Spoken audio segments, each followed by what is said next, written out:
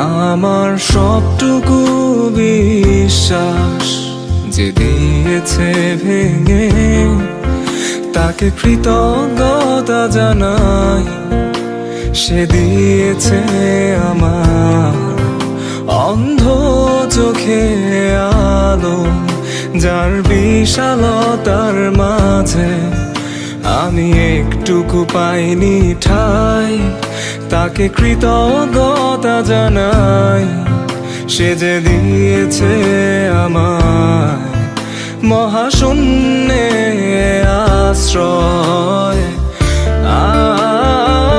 আমার সব অপূর্ণতায় যেন হয় আমার শূন্য পথের প্রতি শ্রেয়তম আশীর্বাদ।